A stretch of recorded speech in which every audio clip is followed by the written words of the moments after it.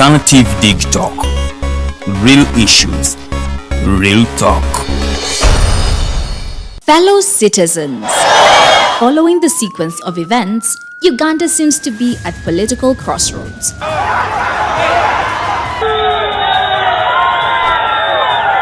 I'm not a servant of anybody. Madam, I know the law. As such, Alternative Digital brings you the Interface Show with retired Colonel Dr. Kiza Besuje. Let's keep on the same page on Alternative Digital, As he gives you the alternatives on the transition question, rule of law, human rights and freedom, youth inclusion in governance, economic stagnation, as he confirms. I'll be always here Saturday from 10 a.m. in the morning. Be there. Don't miss the live discussion on the Alternative Uganda, Digital TV Facebook pages, and the Alternative Uganda YouTube channel.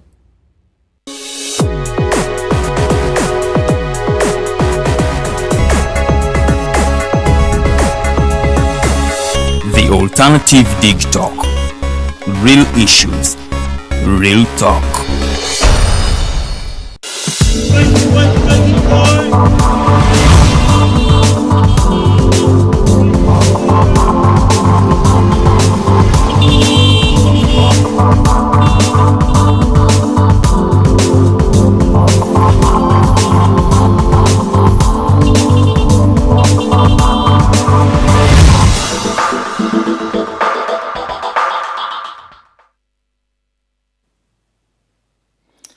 Buterevu amulega njuba marunga mari kwa kata 5 kusawa emu ey'amakya leero naku lwa kusatu omwezi gwa December gwa November oba gwite musenene tuli mu kulya nsenene edaza lya 2022 nze era tuddewo okubawa updates oba oli awo n'okubatambuza pa kusawa program enagwera oluvanyuma okuba nti baana bawala bali ku Farida alimu kosofu ate yali lyanya ku mirimu emitongole naye nga webali sawa yonna bakomawo okubanga babaweereza n'engambo wayi ajita tagiwoomya kamba tuuliremu tulabe engeri gye tufuna emboozi era nga olwaleero tusuubira abagenyi tugenda kulaba ennaku y'abatembeyi b'omu Kampala tulina abakyala babiri nga bano Kooti ya KCCA olwabakwata ne basalirawo paka mukolokoni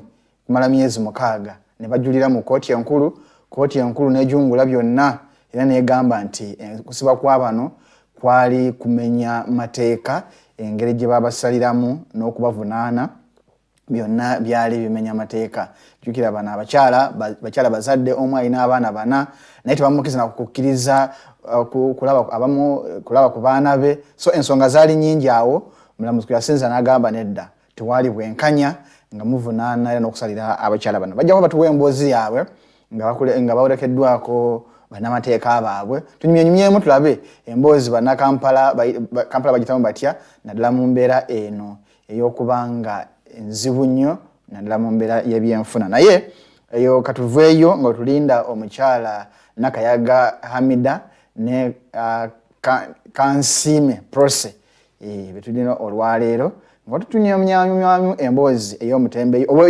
emboozi ey'omuntu wa bulijjo bw'omuyita wa wansi naye emboozi y'omunauganda atandikirwako ate nga ye munauganda omukulu mu ggwanga Uganda naye nga tuvuddeyo leero tugenda kutunulira ku World Cup kati y'emboozi eri ku mimwa gy'abantu buli woyita World Cup naddala abamanyi era abagobera by'emizannyo nga olunaku lwajjo twalabye shooka eyabadde tekirizika nga Argentina ekubwa ewuttulwa Saudi Arabia mu mupiira buli kimu kisoboka naye abamanyi ebyemizannyo bagamba nti omanyi eriyo omuntu oba eriyo tiimu ekukuba nawe nosogera nga weewuunye yankubye etya naye mu dakiika nga 10 Messi yabadde amaze okufunira Argentina penalty era nga babadde bamanyi nti oba oli awo omupiira baguwangudde naye gye gwawunzikidde nga omukulu Saleh Al-Shahili naye abakumi dakiika ya 8 abakubye goal esooka era ne mu kitundu ekyokubiri omukulu Salem Adawasili naye n'abakuba goal eyokubiri omupiira nagenda okuggwanga guwedde goal 2-1 era mu mbeera eyo kabaka wa Saudi Arabia abaana olw'okuba nti babadde bamuwadde birthday gift n'abagamba nti olunaku lwaleero wenezedde lunaku lukulu terikola mu Saudi Arabia era abali mu Saudi Arabia olwaleero bonna bali ku lunaku lukulu terikola era nga omukulu kabaka Salman bin Abdulaziz Al Saud ono yazalibwa mu mwaka gwa 2 yatandika okukulembera eggwanga lino nga kabaka mu mwaka gwa 2015 ono yazalibwa mu mwaka gwa 5 gwa 1935 nga alina emyaka 86 era olwokuba nti yasabibwa mu December nga 31 niyo gitutenga birthday gift abaana gye bamuwadde nga wayingira mu December so ndowooza ye ayinza okuba nga December we yamutandisa bulungi so yeshoka eyabadde eyo naye nga abatunuzi b'ensonga bagamba nti okuwa ku game esooka tikitegeeza nti ovudde ku kikopo tiimu nyingi ezizze zikubwa ku mpira ogusooka naye ate neziwunzika nga zituuse ku final sinakina okutwala ekikopo so abajja temuggwamu maanyi nti oba oli awo ku kikopo muvuddeko eno yabadde tournament opener oba oli awo engeri mukyalinamu emipiira ebiri mu kibinja musobola ogiwangula ne bwa mukaaga ne muyitawo oba obubonero buna ne goolo nga nnyingiko kinasinzira bannamwe abalala n'abakozi nawo musobola okuba nga muyitawo naye singa muddamu ne mukuba omupiira omulala awo nga mumanya nti ebyammwe bikomyawo era nga musibako ne mudda ewammwe abatunuulira then wabadde omupiira wakati wa Poland ne Mexico ogwo gwawunse teri alabye akatimba ka munne so ogwo tugwabaddemu nnyo shoka y'amaanyi then ne tugenda ku mupiira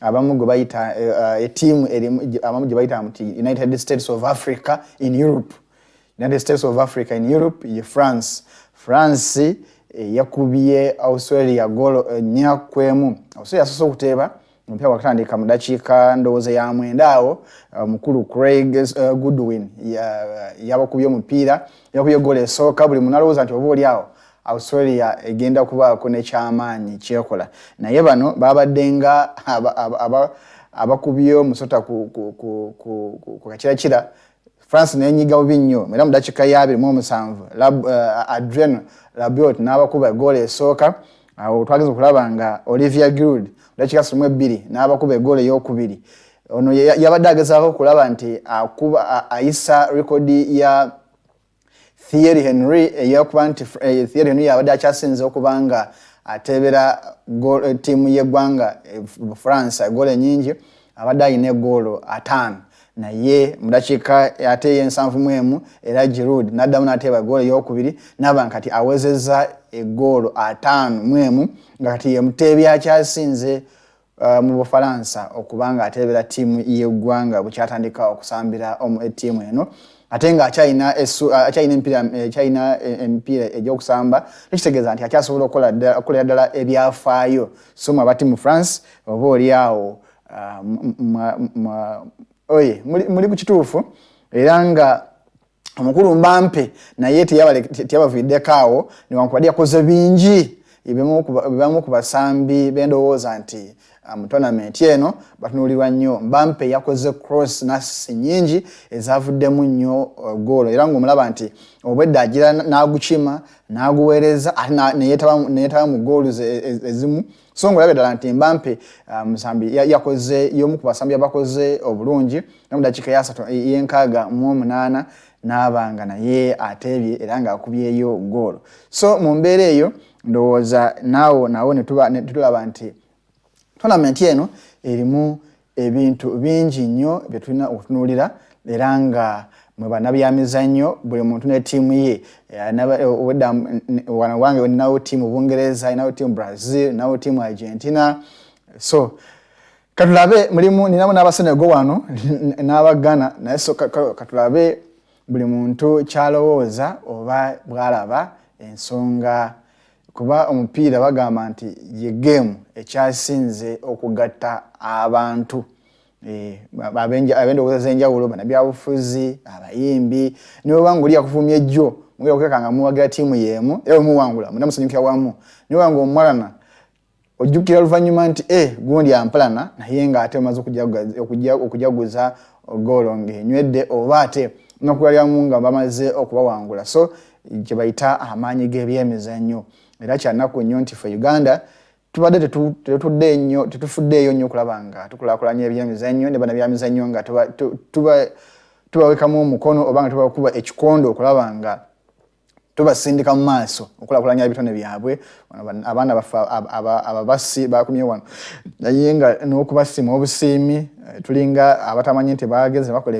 ebyewuunyo so byembeera ya Uganda bwetyo bweri bw'otunuulira ekisawe ky'Ennamboola ekisawe era omuntu yeebuuza nti singa St. Mary's Kitende teriiwo ndowooza oba singa tusambirawa naye munnange yeggwanga Uganda mwe tutambulira so ebyo bwe bityo neeba nga biri awo so ndowooza ttiimu Arsenal mulaba abaana bammwe ndowooza ttiimu Arsenal products zammwe zibadde zikyakoze bulungi era nga katusuubire bingi bikyajja mukyatulaga bingi oba oli awo buli muntu kati atandise okumanya ngenda kubeera ku ttiimu ki ngenda kuwangulirawa so nze kaninde nze ttiimu eyange teyagenda era yange tekiikangako eyange Uganda Cranes tekiikangako munnange naye munnange ku luno bantwalidde ku kameeme aba ttiimu Portugal so omanyizi nabagamba Ronaldo wabeera wembeera kati niwankubadde ebali tagenda bulungi mani bengendo bagamba maaso awo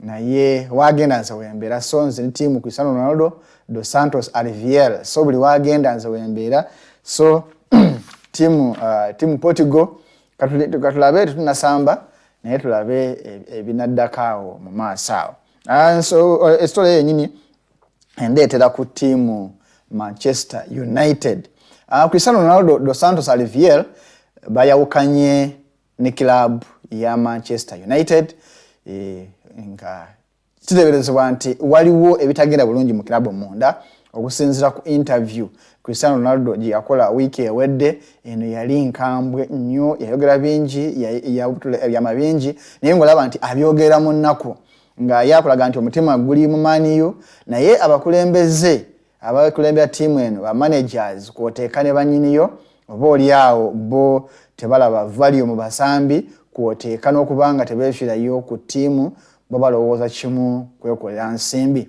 era bugenza okukya olunaku lwaleero nga Cristiano Ronaldo ttiimu erangiridde nemwenyi mu butongole naye statement naye statement ebadde ekwasa ennaku ng'agamba nti owaayi buli kintu kiba n'entuuko yaakyo era ng'akkiriza nti entuuko etuuse ayawukane ne ttiimu Man U era nga waali wano talina club is clubless era nga focus ye agamba nti kasooka amalize World Cup then ajja kuba abuulira ensi yonna kikyazaako okulaba nga oba oli awo ttiimu afuna ttiimu endala naye nga saawa zino focus ye agamba nti eri ku World Cup talina budde bwogera ku club football okutuusa nga either bavudde mu kibinja oba nga bawangudde oba nga World Cup ye agimaliriza n'asibako engugu nadda okwaboobwe awajja kuba amanyi wa addawa na kiki kyazaako so aba ttiimu United ndowooza Cristiano Ronaldo mumulaba awo mu kifaananyi musajja mukulu oyo myaka 37 akyakuba akapiira emu ku basambi abamulembe guno abakyasinga okusamba akapiira obulungi bangi bakyalemeddwa okusalawo wakati wa Lionel Messi ne Cristiano Ronaldo ani asinga okukyanga akapiira buli muntu awandowooza okusinziira ku feelings oba oli awo n'okusinziira engeri gy'alabamu ebintu owa Ronaldo ajja kugamba nti Ronaldo yasinga ate ne wa Messi naye ajja kugamba nti Lionel Messi yasinga so kisinziira gwe boolaba ebintu bino nga bwe bitambula naddala mu kisaawe ky'omupiira naye nga Ronaldo yagambye nti Man U musigadde ku mutima era ejja musigala ku mutima abasambi abawagizi bo bamuli ku mutima because ye omutima gwe guli ku maniyo n'abawagizi ba maniyo abasamu ekitiibwa abaagala nnyo kuba bamulaze omukwano bamulaze okwagala bamulaze obuwagizi bwonna bw'abadde yeetaaga okufuna bw'abadde ku maniyo. So Ronaldo agamba nti newankubadde baawukanye ne club maniyo naye tekitegeeza nti omutima gwe n'obwagazi bwe obuli ttiimu eno bugenze. Era kyemanyi abantu abakubiddwa ekkonde newankubadde babadde bakirabanga sawa nakijja bye Sir Alex Ferguson ono nga y'omu ku bawagizi namba emu abakusana Ronaldo era n'okuma kwa Ronaldo mu maniyo yalinamu omukono munene nnyo. Naye oluvannyuma lw'okuba nti bano bapartinze ways ne kiraabu eno bo Gereza family ekiraabu yagitadde ku katale. Ekiraabu etundibwa kubanga Ronaldo okusulawo kiraabu nalina okukkiriza nti baawukane konde ddene nnyo eri kiraabu eno. Naye ng'ate mu bintu ebimu Ronaldo byalumiriza kiraabu eno kwe kubanga Gereza family ebadde teri nnyo nsaale oba oliawo tebadde nnyo na muzinzi kufaayo eri basambi nti kyewuunyisa nti okuva Ronaldo akomewo babadde bamusinkana nko nti buwogere wali badde osuubira nti ku mutindo ne level n'ekitiibwa Ronaldo kye yali yatuukako si musambi gw'oleta mu kiraabu notamwita for dinner oba notamusinkana mu meeting okulaba how better can you make the club naye n'omuleka nti after all aze kasigaleyo. So nti newankubadde Gereza family esazeewo etonde kiraabu eno naye neyenyini ebadde talina mutima gwa kiraabu eno okuggyako okubanga ebadde eyagala bwagazi ssente kwotekana okuba nti ne management oba coaching staff nayo ebadde teri serious eri abasambi abamu era twandyekanga nga abasambi abamu nabo Ronaldo okuvaamu nabo mu transfer window gye tugenda okunyinga mu kaseera kano akatono ennyo bangi twandibalaba nga nabo basuddewo tawero. So byebimu ku biri mu nkambi eyo hoda ndaba wano abawagizi b'omupiira gwa Uganda bomanyi bana Uganda basagasaaga ennyo nga KCC egamba nti etandise okwogerezaganya ne Cristiano Ronaldo balabenga ajja mu kiraabu KCC bana Uganda musaaga nnyo temusobola kupangisa wadde jajja wa Ronaldo okujja kusambira mu mupiira wano. So nkimanyi musagasaagamu nnyo naye nga bwe bityo embeera bwetyo bweri mu kisaawe ekyomupiira mu ggwanga Uganda. Bwe tuvaako awo embeera y'ebyenfuna ekyagenda maaso n'okulaba nga ekalubiza bannayuganda era nga n'obumenyi bw'amateeka bweyongera naddala nga tugenda mu kaseera kano mu biseera by'ennaku enkulu ng'ate tunajjukira nti ne poliisi ezimu bagenze withdrawingayo abasirikale nga bazimajinga oba oliawo n'okubanga ziva ku byalo ne ku miruka ziddeyo ku magombola. So poliisi ekyasabya bannayuganda okusigala nga mwekuuma n'okubanga muba vigilant obanga muba ku bwerinde mube kalabalaba okulaba nga mwongera ebyokwerinda mu ggwanga Uganda n'okulaba nga tuwanyisa obumenyi bw'amateeka buli muntu ku mutendera gw'osobola. So bino si abasirikale bokka oba si abakuuma ddembe Uganda alina obuvunaanyizibwa obukuuma eddembe okuuma bannayuganda n'ebyabwe. So ndowooza mu mbeera eyo naffe twegatta ku ddoboozi ly'aba byokwerinda nti buli muntu abeere musirikale eri munne era buli muntu abe n'erisa George ku mbeera eno ku mbeera ey'obumenyi bw'amateeka. Ebikwekweto ku bidduka bikyagenda mu maaso. Ejjo nabadde mpita mu kibuga Kampala nga ndaba poliisi y'oku nguudo mu gye mwakazaako poliisi y'ebidduka naye ng'ali tekwata bidduka byokka nawe weebigere obuziza omusango osobola okukwata kasobola nga okozesa ekkubo naye poliisi y'ebyentambula ebyoku nguudo ekyagenda mu maaso n'okola ebikwekweto era nga pikipiki ezikyasinze okuyoolebwa.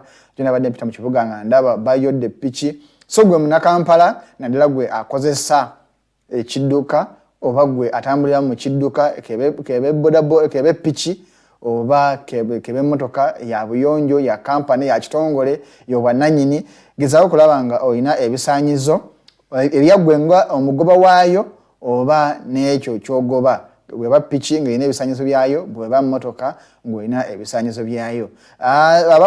Abapiki bino ebikoko tebikwata babodaboda bokka, gwe kasoba nga katwanga nina munnamateeka wange wano Kato tumusiime, ye avuga ziri ennene, bw'asaba okuvuga piki avuga ziri zemuyita digi, naye ssebo naawe we banaakukwatako nga tolina bisaanyizo wandyekanganga naawe ogenda. Naye kyemanyi gwe ebisaanyizo simanyi, gwolina pameti ya mmotoka, simanyi oba olina ekukkiza okuvuga piki, naawe ojja tubuulira, naye nga ebikwekweto bikyagenda mu maaso. Dakiika 23 zezaakayita ku ssaawa 2 ez'enkya ya leero, tukyalindako abagenyi baffe okubanga batutuukako wano, naye nga ssaawa yonna tugenda kubanga tutunuulira embeera ya munnakampala n'okulaba nga kiki munnakampala kyayitamu okulaba nga yeeyimirizaawo. Kuba ebiseera ebisinga gavumenti evuddeyo neteekawo amateeka ag'enjawulo oba ebiragiro ebyenjawulo ebigezaawo okulungamya emirimu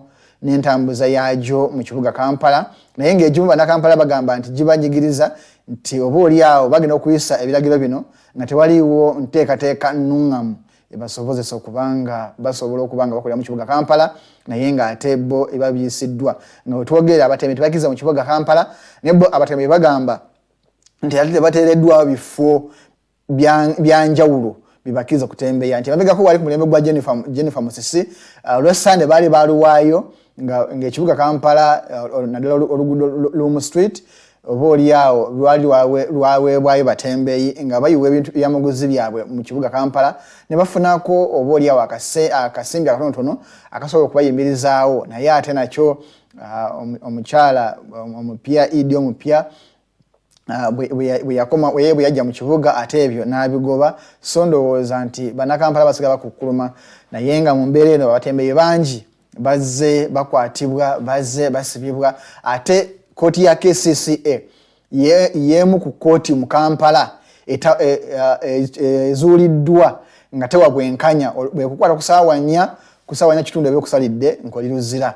So ye tewuliriza tekuwa na kadde kugamba nti oba kampita n'amateeka awo tebakkiriza kuba kyoyogera, batuuka n'abakusomera kasubogamba nguwuli naye sigukkiriza nga bakulemaani nga so bagamba nti oba oli abo bannange mumpeeyo akadde njogereko n'abantu bange bamanye nti bankutte, oba mumpeeyo akadde njogereko n'amateeka wange olukukwata yo kyewunyisa nti etula ne ku ssaawa 12 ne ku ssaawa 1 waliwo omusango gwali gutwaliddwayo gw'omutembeyi ku ssaawa 12 ne baguwulira nga ate wali badde osuubira nti ssaawa za kkooti ziba ziwaddeyo, naye ebyo nabyo tugenda bulaba nga tuyogerako kuba tusuubira munnamateeka Kanso Esom Peter kwoteeka ne omukyala Kansiime Prosy ne Hamida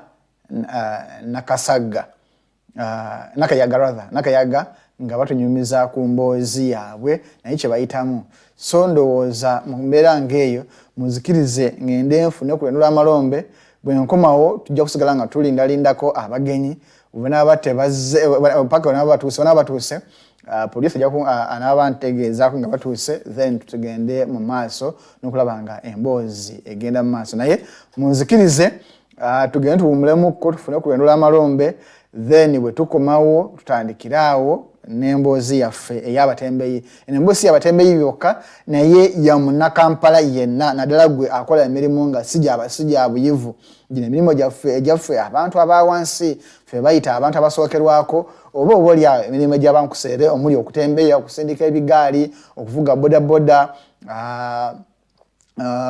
buli kalimu kolabaawo bano abakola mutonninyira, abadriva b'emmere, abali mu restaurant saabo, abali wansi bano abakoona ebyuma oba abaweesi bakazi mingi, bonna enosho yaffeffe abantu abawansi. So ndowooza tegezaako muno ne muno ategeeza omulala, tulabe nga twogera wamu tunywe wamu emboozi. Nawe wali wabweru eyo ng'olina emboozi nga ekwata ku omuntu waffe wa bulijjo, jangu wano twogeremu. Osobola okuba ku namba y'essimu 070 800 2M2 070 800 2M2 oba 073 04 77 85 073 04 785 tubanga twogeramu nawe na business enamba zenyini zisobola okwogerako oyagala kushutingira kalango oyagala kulangira kalango ko oyina omukolo oyagala gutegeka oyagala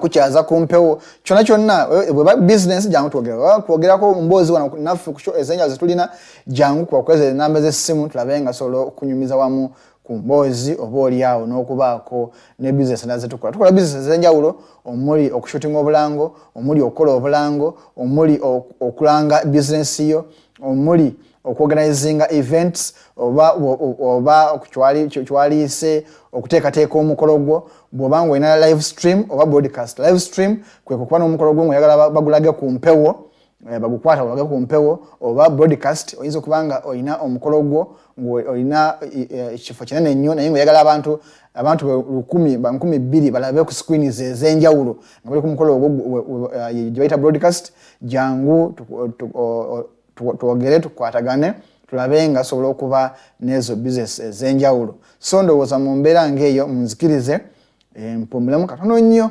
nkomewo then tandikiraawo n'emboozi endala tulabe gye tunaawunzika pa ku ssaawa 3.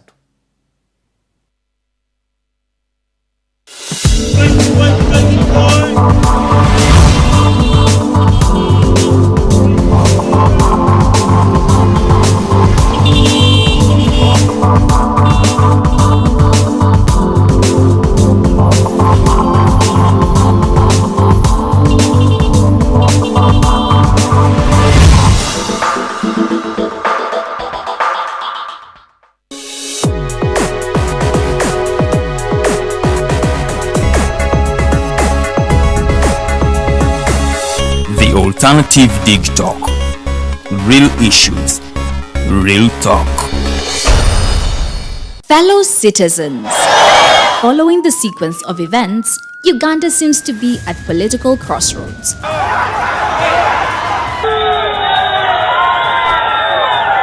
I'm not a servant of anybody.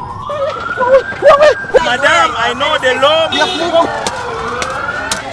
As such, Alternative Digital brings you the Interface Show with retired Colonel Dr. Kiza Besuje. Let's keep on the same page on Alternative Digital, as he gives you the alternatives on the transition question, rule of law, human rights and freedom, youth inclusion in governance, economic stagnation, as he confirms. I'll be always here Saturday from 10 a.m.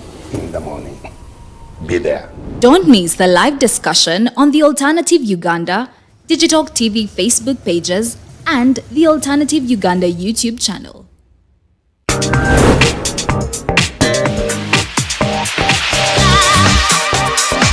Hello beautiful people, you're welcome to the Snap Talk with your girl Teddy Tenjo every Saturday right from 6 to 7. Naku zino twajirwa flat tummy. Tukyayambala ko ngoyo obutukwata. Wajana ku body shaming. Speak up.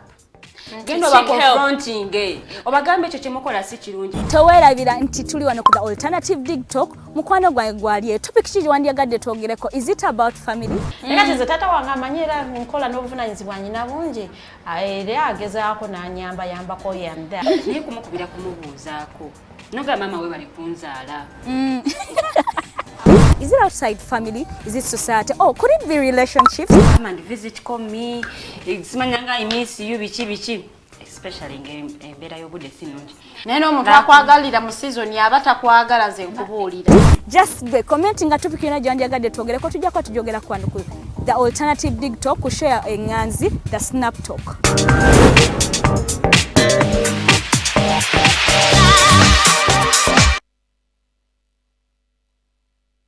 Fellow citizens, following the sequence of events, Uganda seems to be at political crossroads.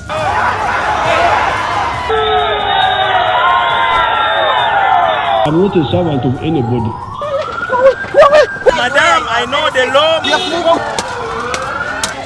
As such, Alternative Digital brings you the Interface Show with retired Colonel Dr. Kiza Besuje. Let's keep on the same page on Alternative Digital, as he gives you the alternatives on the transition question, rule of law, human rights and freedom, youth inclusion in governance, economic stagnation, as he confirms. I'll be always here Saturday from 10 a.m.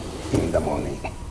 Be there. Don't miss the live discussion on the Alternative Uganda, Digitalk TV Facebook pages, and the Alternative Uganda YouTube channel.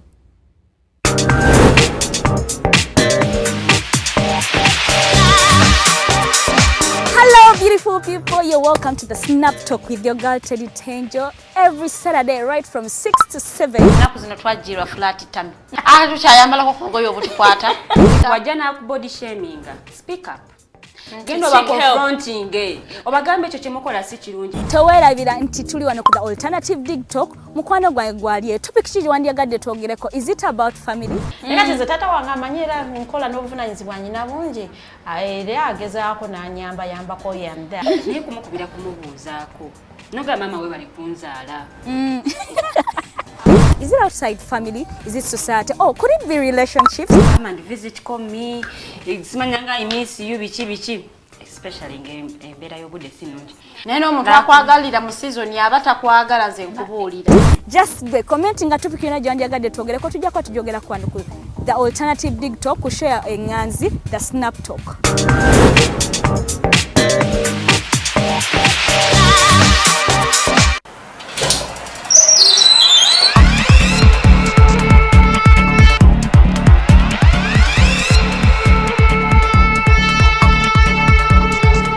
You have got to get up pretty early to go do something.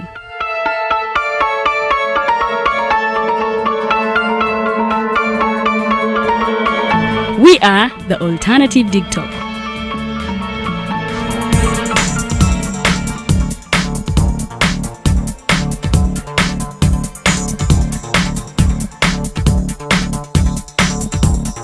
With our mobile studios, we are redefining TV presentation just as technology is setting the pace.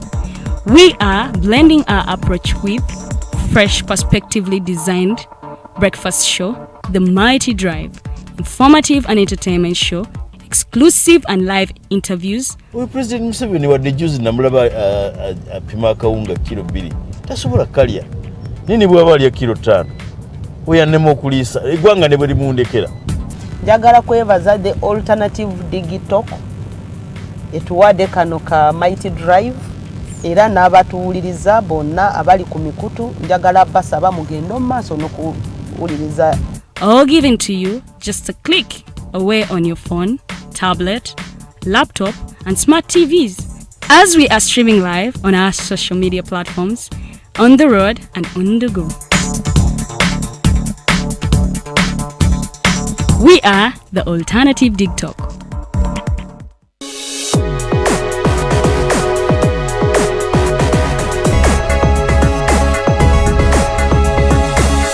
The Alternative Digitalk.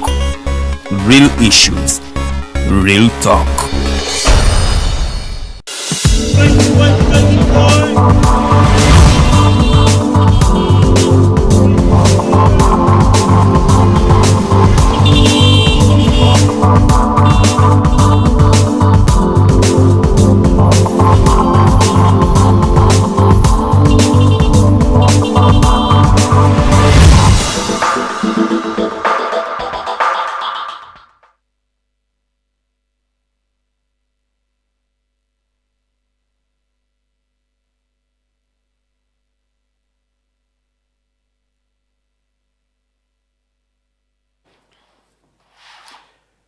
Buterevu tukyagenda maaso nga tulindako abagenyi baffe abali mu kkubo kwa kayita dakika 36 ku ssaawa emu kyo kitegeeza nti ebula eddakiika 24 oba 23 okutuuka ku ssaawa 2.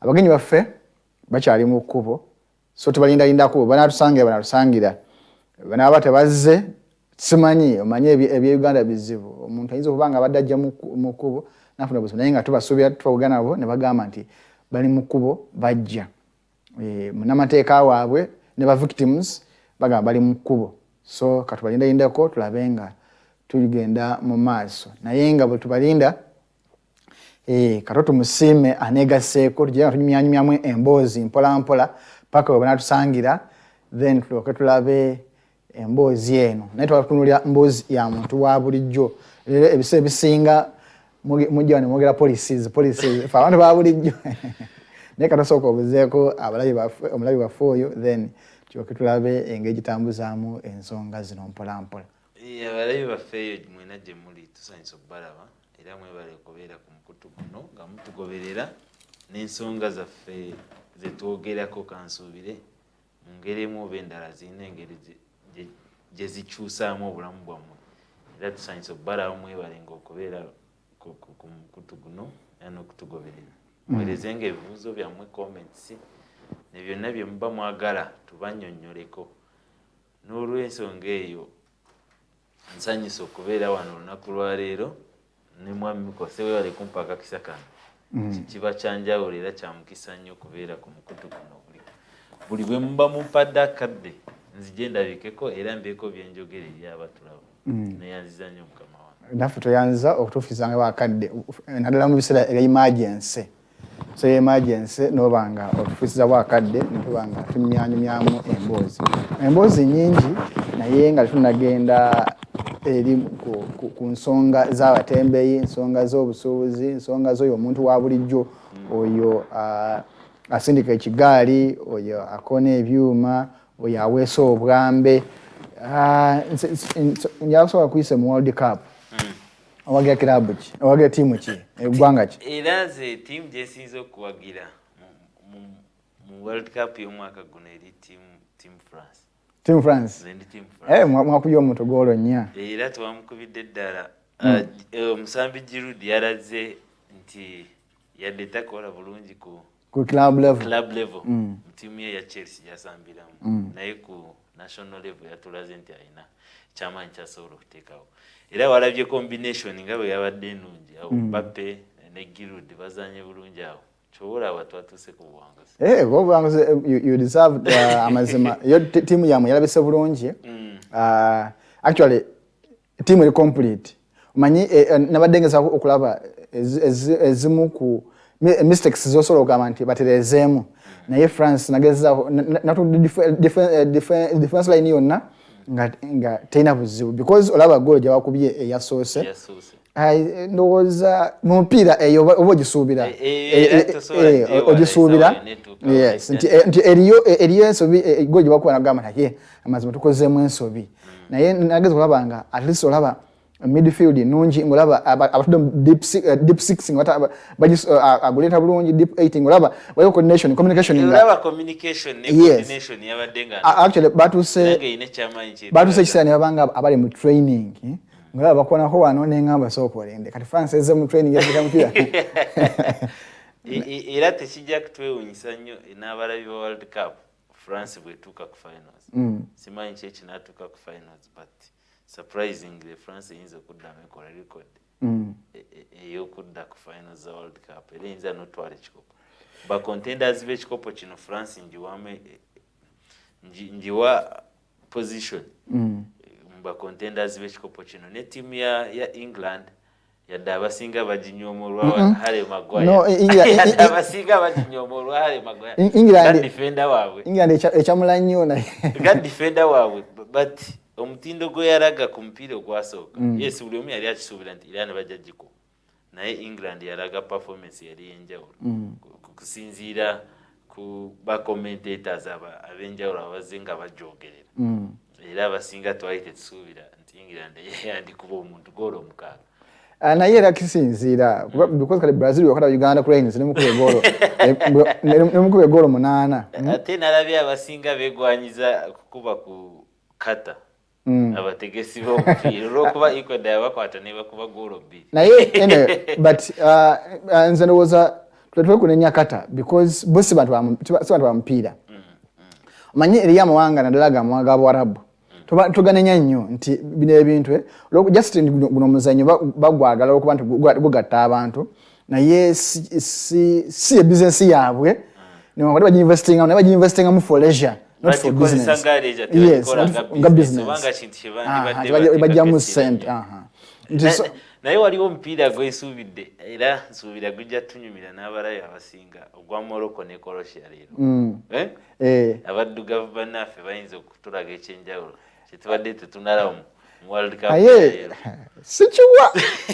sikiwa amazima ku mulundi guno Africa tanso disappointing si kudisappointinga era kyemanyi Senegal yakudisappointinga nnyo twali wamu nga tulaba akapiira keveera naye kankubuulire kino mu kapiira ako and kize nga kibaawo mu biseera ebisinga ku mupiira bwe gutyo ogw'amaanyi kubanga performance Senegal gye yaleetaddewo yali yanjawulo era ng'ogiraba ne Netherlands nayo nga bagipressinze nnyo but surprising at the end of it all kasita baba kuba goal emu era wagenda okulaba nga performance ya Senegal declines kuba baali bawaddemu amaanyi era kye kyaleeta ne goal ey'okubiri ku ddakiika esembayo nga bali relaxed at least nga bagamba byonna kabigane naye batukube goal emu instead of okulwana nnyo bafuneyo equalizer era performance Senegal gyeraga mu first half ne performance gyateekawo nga bamaze okubakuba goal zanjawulo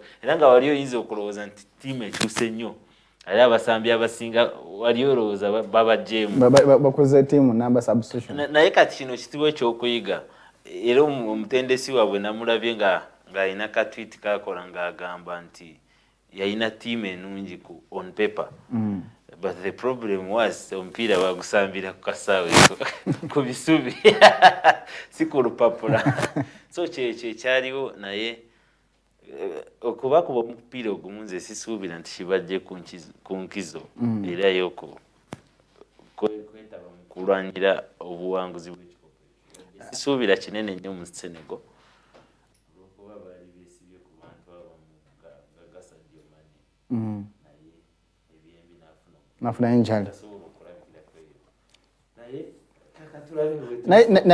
naye ate kilabu yetegese eggwanga lyetegese tulaba ne France erina abasabi bayo byali yasibiddeko olukoba naye ku last hour ne bafuna injury ne batasobola kujja kusaba omupiira guno nze nsuubira nti ekyo kireke kwekwasa kibanga ekiraga nti eggwanga Uganda amawanga gano tegalina nnyo basambi bazambiga balina kye basobola okuleetawo nti ano bw'avaawo eggwanga liba tekyalina musambi wa mupiira kuba olwaba France nti tebajulira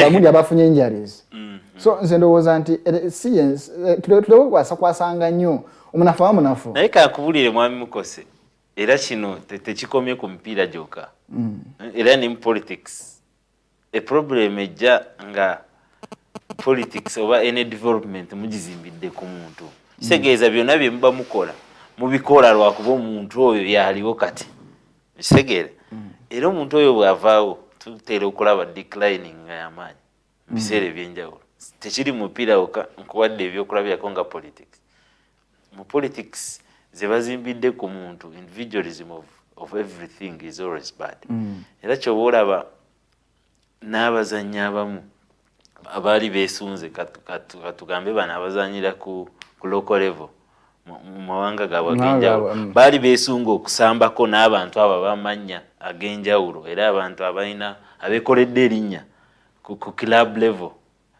gye basambira omupiira ogw'ensimbi naye kati omuntu oyo bw'atuuka mu kisaawe ng'asuubira okusambako ne Sadio Mane naye amuteereko pasi Sadio Mane akube goolo bamuteeka ku mawulire kyekigenda omukolera amawulire there is a way it demoralizes them at some time era tetujja kwewunya nnyo yadde abamu tebakitutte at that level kubeera ekyenjawulo but it has affected some players and their performances. Shoka ya Argentina ne Saudi Arabia. Argentina nze ndowooza yabadde a small error. Era ne kipa wa gundu wa Saudi Arabia yalaze performance enjawulo. Era yabadde man of the match.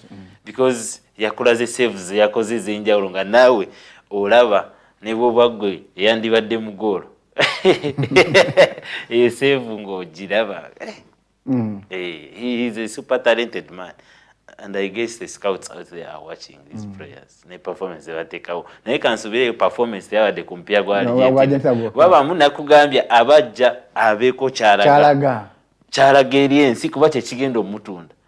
Walabye saves nga asigaziza n'abantu babiri ba Argentina with the ball. He's a one man asigadde okutaasa eggwanga lyonna.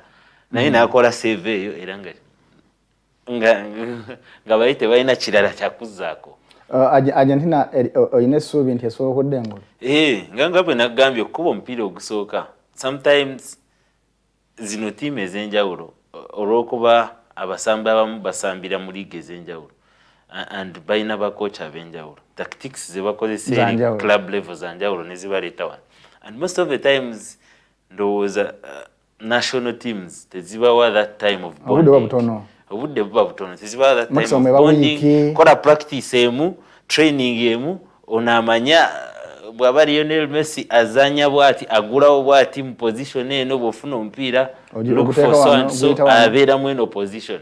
So omupiira ogusooka ndowooza gubawa some lessons kuyiga, and it was very bad. At least I expected a draw. Omupiira gwa Argentina naye bamaze ne bagikuba.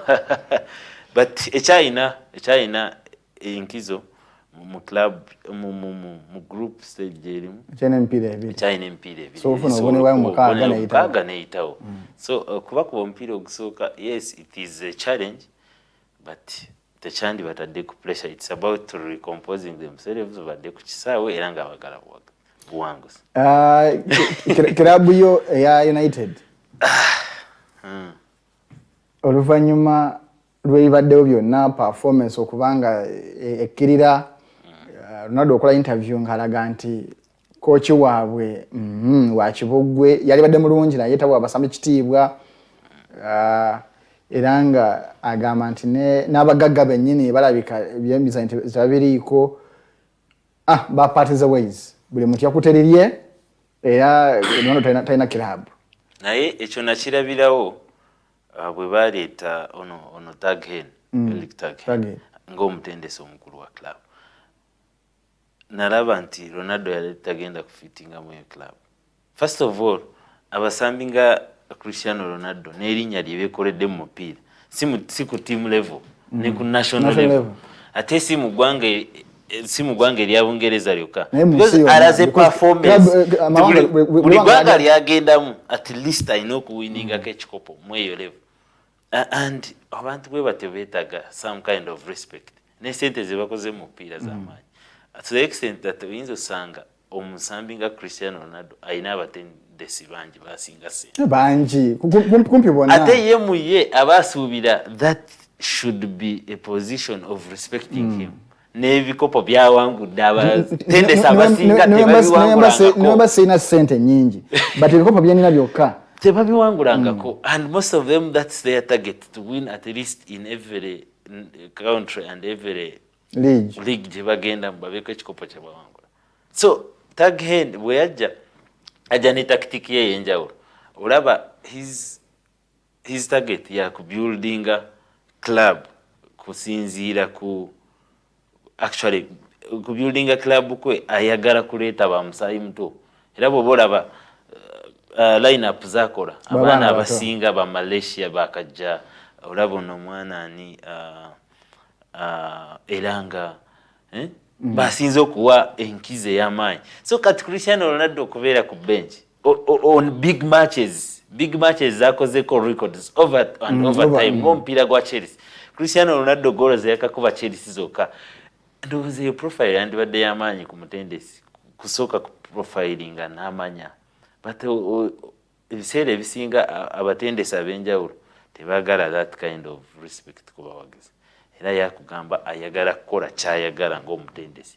By the end of it all, he's building the team, and the team he's building, it's about winning and giving results at the end of it all. Obaani yakubye goolo tayagala tebimukwatako, yayagala bw'aleeta line-up ye ekole kyayagala.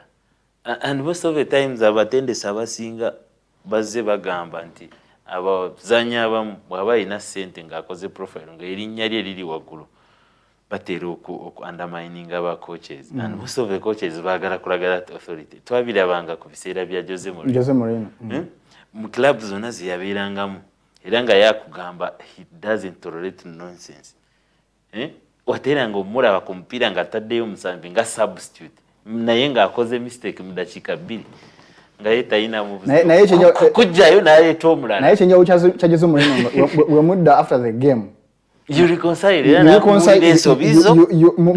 nga mutuula n'omanya nti okay fine yafa match mbadde kunyigidde okay kunyigidde but this integral ensobi yadde abasinga baraba tageni ng'omuntu anasobola club ya Manu nze ndaba club erinene ku tageni ng'omutendesi club ya Manu yennyini era at the end of it all tujja mulaba naye agoberedde basosha kubanga kati batandika okulemwa okuhandolinga abazanyi nga Cristiano Ronaldo aina historia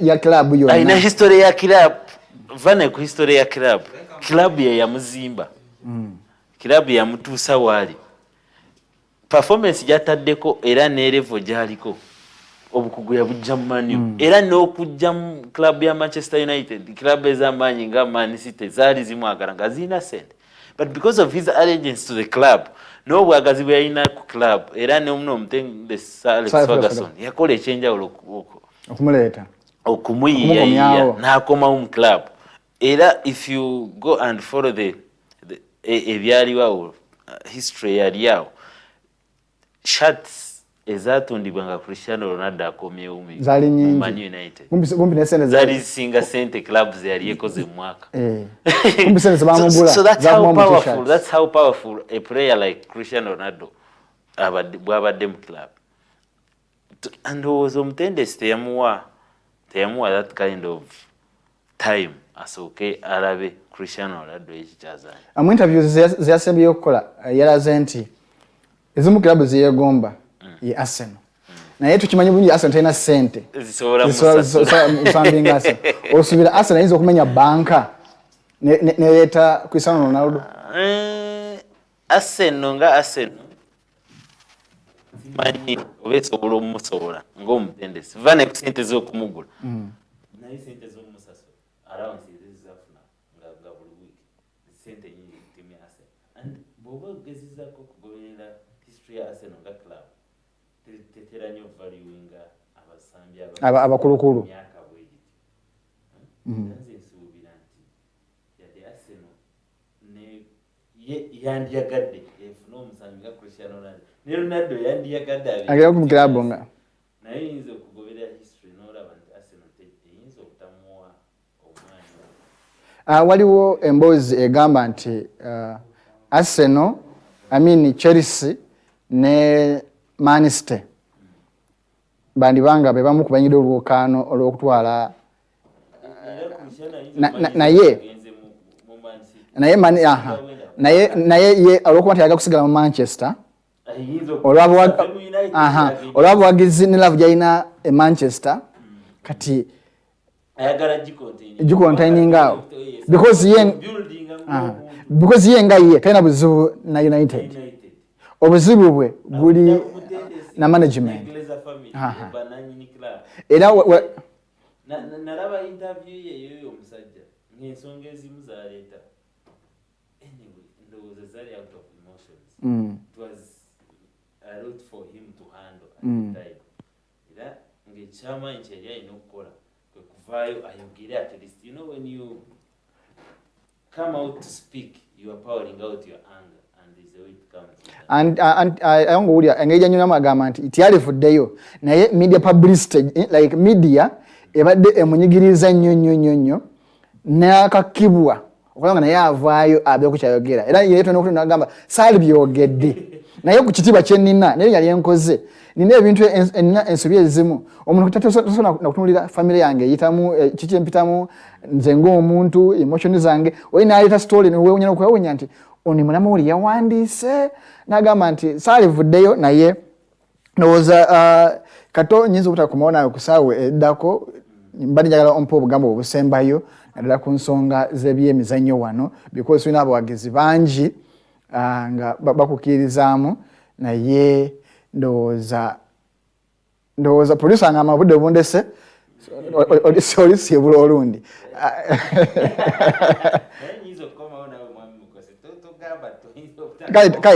kali omanyi bagamba ekitata muyima tekimalako ntezi munzikirize nsooke mpuza ne sawa yaffe esooka tukomewo munamateeka kanso esom Peter Simon atwegasseeko okulaba nga twongera okutaanya ensonga naddala ez'abatembeyi omuntu wa bulijjo oyo wasindika ekigaali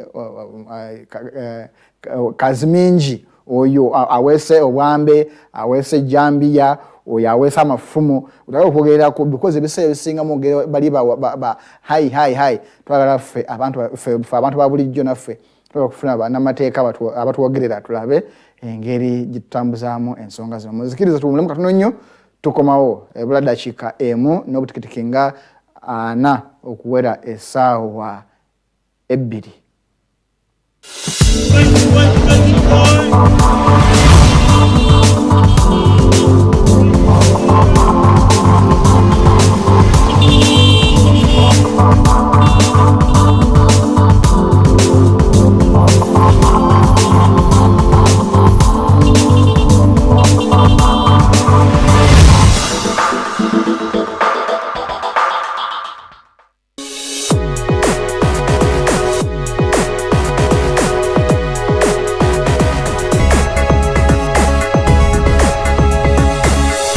Alternative Dig Talk. Real issues, real talk. How are you beautiful Ugandans? It's your girl Teddy. Welcome to the fancy floor. Who doesn't see my hair, guys? I am super glamorous.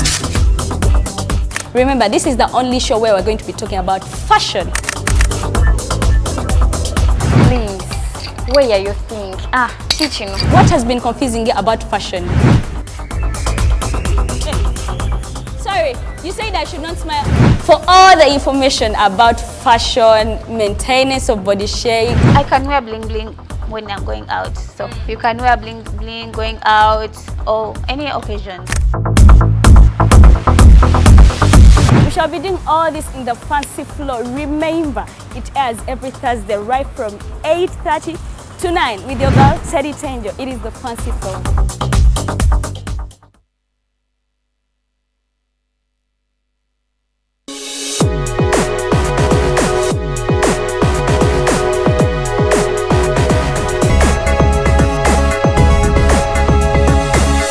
The Alternative Dig Talk.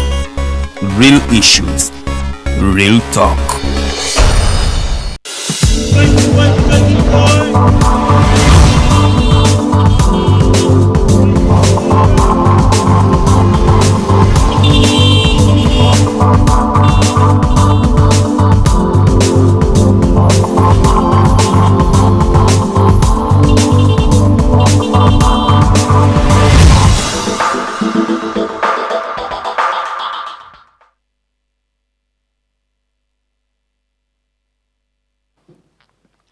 emirundi egiwerako naye mukkiriza okwetonda kwange naye tuziga kulira mugenyi waffe kadde akyatunyonyola ku zimu ku nsonga ze babadde bayambyeko zibakyayambyeko bannakibuga naddala abo abakola emirimu egya wansi okulaba nga balwanira eddembe lyabwe okusinga ddala mu kooti za ssemateeka si za kisekwa naye eza ssemateeka.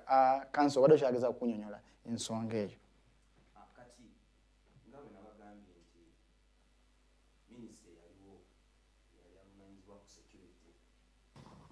Jeno omugenzi jeno yali timwine ne RCC yaliwo RCC we Kampala mwami Hudu Hussein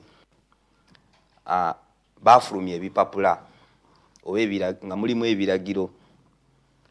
ebiragira abatembeyi. Ekya Hudu Hussein kyali kiragira abatembeyi bave mu kibuga Kampala, ekya minister owe Kampala, ekya minister wa security Munsonyiwe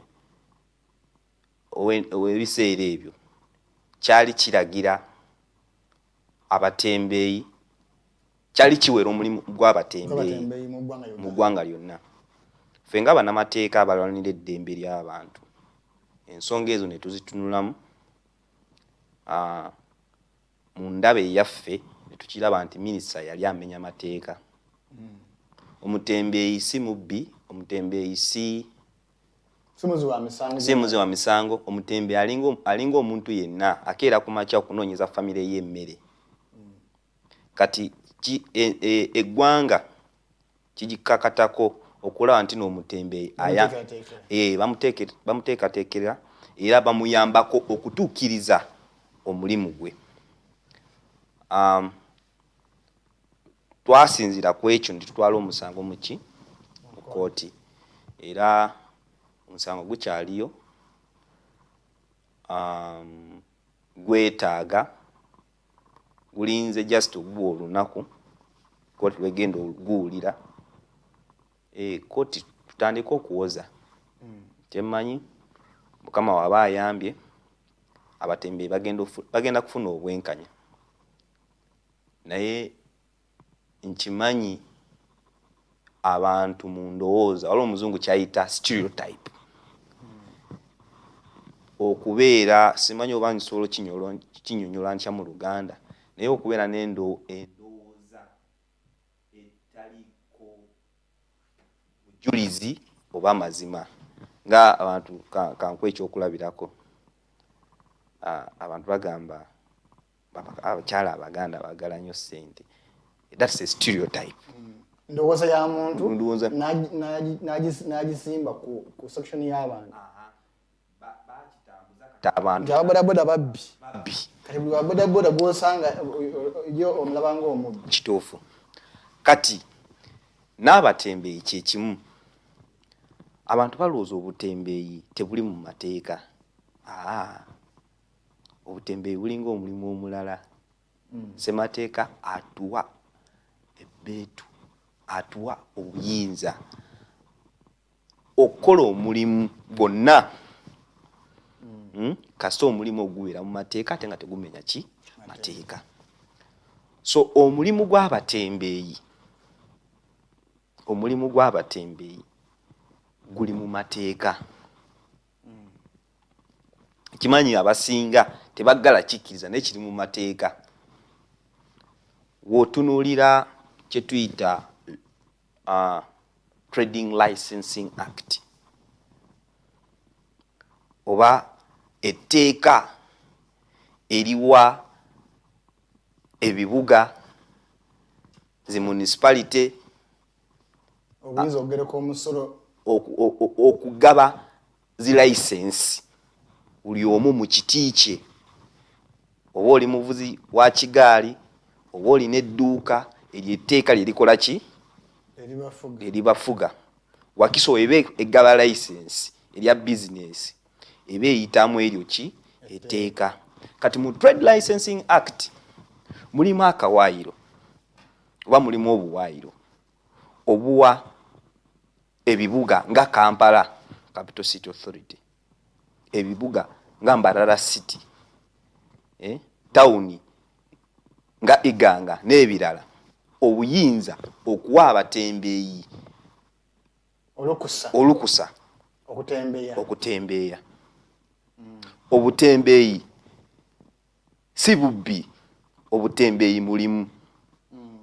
Era mubawa olukusa olwo balina n'olukusa obuyinza obuteekateeka ekibuga ng'okulaba nti abatembeeyi bakola emirimu gyabwe nga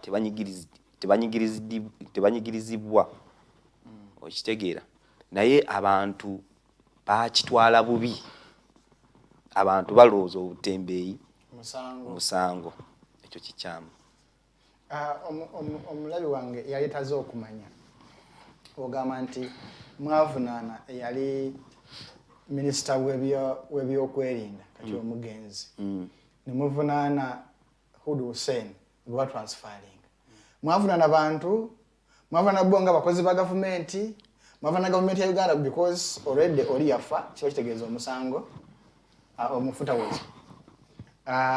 Hussein bamutransferring atakyali mu Kampala. Omulabi wange mbadde njagala oyongere otangaaza ensonga eno. Mwavunaana abantu bano mu mbeera ki? amazima njagala kutangazaamu nga bw'ogambye n'abalabi baffe twavunaana KCCA ng'ekitongole kuba omwami Udungu Hussein yali agwa wansi wa KCCA ne tuvunaana Ssaabawolereza wa Uganda oba mu mateeka tumuyita Attorney General. Attorney General yani Attorney General nga ngambye Ssaabawolereza nti oba owaabidde gavumenti owaabira Attorney General yawoza ku lwa gavumenti kati ebikola minisita bye yakola byali bya gavumenti esinga byabikolera mu ofisi ya minisita wadde tukimanyi nti waliwo olumu we tusobola okuvunaana nga ggwe ng'omuntu kankwe ekyokulabirako ng'olinyiridde eddembe ly'omuntu mu tteeka lye bayita Human Rights Enforcement Act. Kati tulinayo emisango eyo wali omukyala gwe bayita Nakayaga Hamida ne mukyala Brenda Nachi nderabiddamu erinnya nyiri ntawanyamu naye abakyala abo ababiri baabakuba KCC abakozi ba KCC baabakuba era abakozi abo tuli mu kuteekateeka mpapula tugenda bavunaana bo ne KCC tuvunaane ne KCC ye simanyi oba kivuddeyo bulungi nti newankubadde osobola okuvunaana gavumenti naye etteeka weeriri erivunaana n'omukozi wa gavumenti nti okay nfuna digitooko naye etteeka linzikiriza n'okuvunaana Arnold owa digitooko newankubadde digitooko yakola omusango naye ono yawukulira ku digitooko ng'omuntu oba olinyiridde eddembe ly'obwebwange. So kituta ku nsonga eya omukyala Prosy Kansiime gwe mwataasa bali basalidde emyezi 6 mbadde njagala omulabi wange omusiga ekifaananyi yatuuka atya okubanga asaliddwa emyezi 6 omukyala w'abaana 4 naye nga temuwadde kuwuliriza kulungi okusinza ku judgment n'abakoko mbadde njagala omulabi wange omusiga ekifaananyi kuba bangi banyigiriziddwa wabweru eyo naye oba oli awo olumu batena okuvaayo okubaako kye boogera so mutangaze omutembeyi amanye naye alina eddembe n'obuyinza okuddukira bannamateeka oba ye nga ye ogenda mu kkooti kuba babadde bakimanyi nti okutembeya musango. Neeyanziza nnyo omukyala Prosy Kansiime maama nga onolaba maama mulala maama oba maama wo maama alina abaana balabirira naye ekisingayo obukulu alina n'omuto wa myaka 2 ekyennaku KCC yakwata Prosy Kansiime ne bamutwala mu maaso g'omulamuzi mu kooti ya City Hall ne bamuteekako omusango gw'okutembeya nga talina license. Prosy kooti teyamuwuliriza yamusalira omusango nga gwe baagutwala era mu dakiika nga 3 Prosy bali bamaze omusalira n'ekibonerezo kya myezi 6. Ekyennaku Prosy Kansiime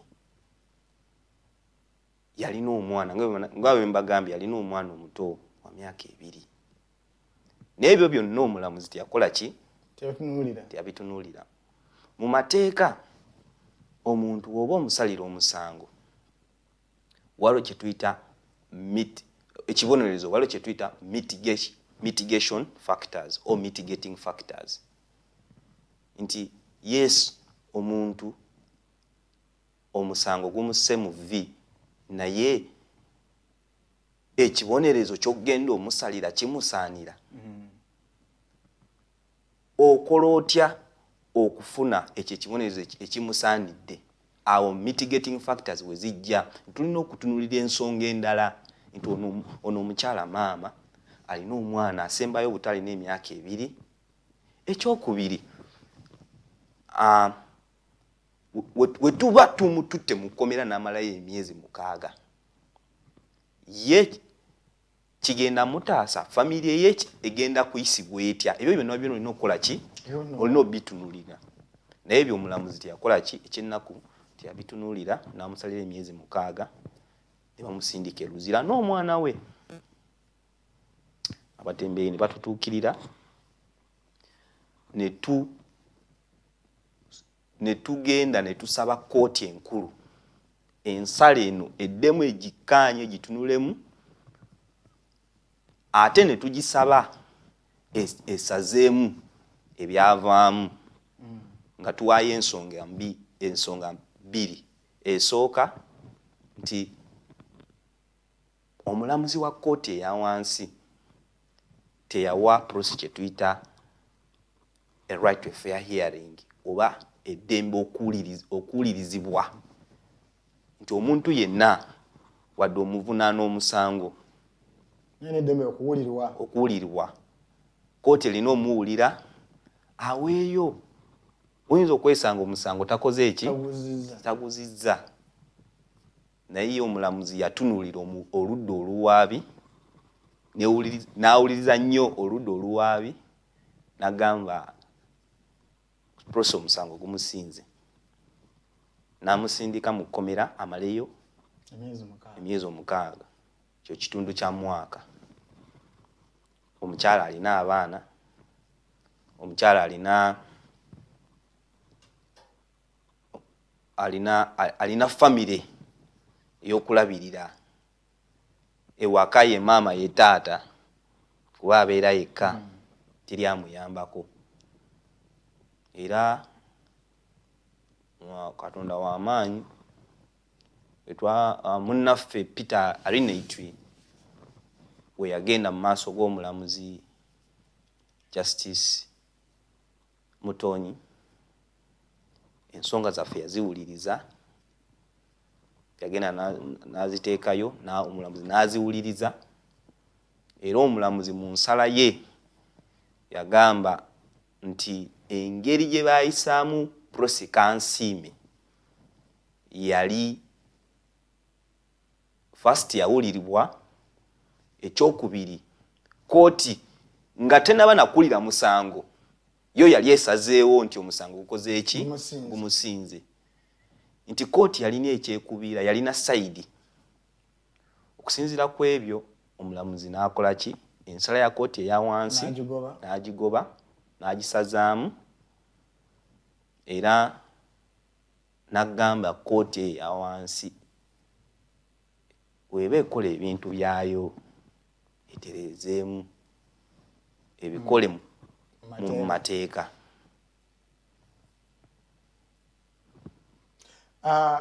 omulabi waffe yali yataze okumanya eno judgment eyambira wansi omutembeyi atalina munamateeka abatembeyi bangi bakyali abamu ba myezi 8 abamu ba myezi 6 ba myezi 3 oba oli awo n'oli nga si mutembeyi naye ng'oba oli awo aze akwatibwamu nkwatibwa yemu emuyambirawo eno judgment ekisooka ewa abatembeyi kye tuyita essuubi wemba soogedde bubi oba wemba soogedde bubi kyemmanyi Kansiime y'omutembeyi asoose mu Uganda muno Kansiime y'omutembeyi asoose okuliga mu kooti enkulu okuchalenjinga oba okuwakanya ekibonerezo ekikakali nga kooti ekoze eki ekimusalidde ye mutembeyi asoose kuba abatembeyi tebalina ssente ekinene ennyo olunaku ajja kukolayo nusu kasanvu 15,000 okwo kuliko okuliisa abaana kuliko school fees kuliko renti kuliko naye okulya n'okwerabirira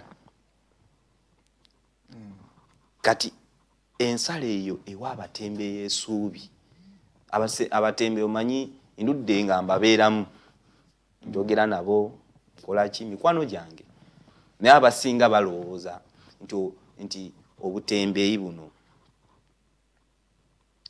ng'abatembeyi olumu si bantu era omutembeyi w'omugamba olumu nti tugende mu kooti ofune obwenkanya abamu babuusabuusa balaba tekisoboka kati ensala eno ereeta essuubi eri abatembeyi era nkimanyi ku mawulire ge nafuna Kansiime kooti we yasalawo kuba abatembeyi bali bajjudde kooti kyembaagalako balina solidarity balina obumu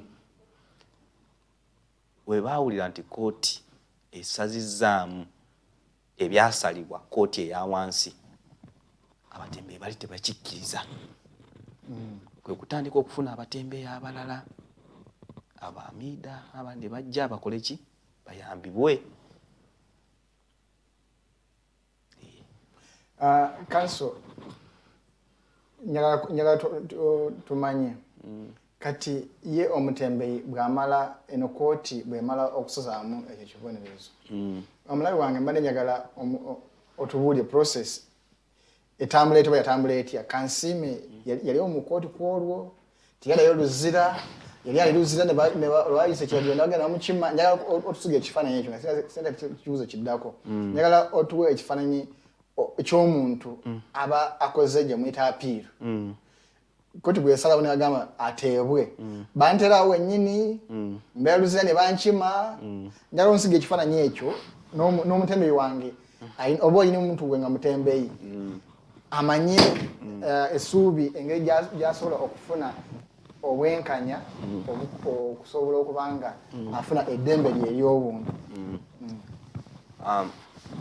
kati ekisooka kantandike ne Kansiime mukyala Kansiime olunaku olwo baamuleeta mu kooti bwe baamuleeta nga onoolaba abasibe abalala n'ayimirira omulamuzi nga tanaba kuba ensonga eno yamukwatako nnyo nga tanaba nakutunula mu nsonga endala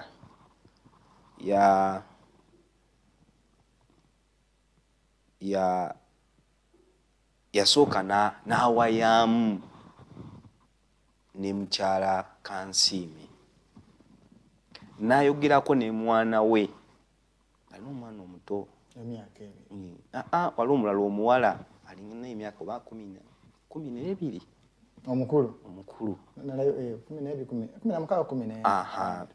around awo n'awayaamu nga maama ng'omuzadde n'amubuuza kyogamba ono omwana gw'ositudde ono baakusiba naye ko yeye kati ewaka bani abaliyo yalabirira banne n'atunuulira omwana ku myaka gye ng'alaba omwana atalina taata mu biseera ebyo taata ayinza okuba waali naye mukadde ako maama we bamusibye ali mu kkomera bamusibye n'omuto wa myaka 2 kyamukwatako nnyo n'asiriikirira n'agenda mu maaso n'awuliriza omusango we yawuliriza naawe ensala ye n'agamba nga we nanyonyodde nti Kansiime ekibonerezo kye baamuwa kyali kikakale ekyokubiri tebaamuwuliriza n'abisazaamu naye nga enkola nga bweri mu makooti waliwo empapula zemukola ki zemukujjuzaamu empapula ezo ne bazijjuzaamu eziraga nti n'omusibe akoze eki ateereddwa ne bamutta n'agenda. Eyo enkola nkimanyi omuntu ayinza okwebuuza nti sente ezikola gino emirimu zivaawa? Zivaawa? Sente zino zikola ki? Zivaawa? Ezo sente tukwatira awamu n'ebitongole olumu bitukola ki? Mwami Mayanja n'abalala balina ekitongole ekyabwe ekyabatembeeyi, beekuŋŋaanya mpola mpola ne bajja ne bafunamu kye bafunye, ez'amafuta, ez'empapula, ne tugendayo ne tubayamba. Wenyini awo kineetaagisa ki? Nze alina omuntu wange gwasalira emyezi 8 atambulako emyezi 4. Kineetaagisa ki okujja ewammwe okusobola okunyamba nange omuntu wange ave? Ekyokubiri, kati nina owoolugalo lwange bamusiba naye ku myezi 8 atambulako myezi 4. Singa tugenda olwaliro okyokubiri endulu mu kooti enkulu, tugatula bbanga ki okuwulira omusango ogwo? Tebajja guwulira nga ate yava nayo dda?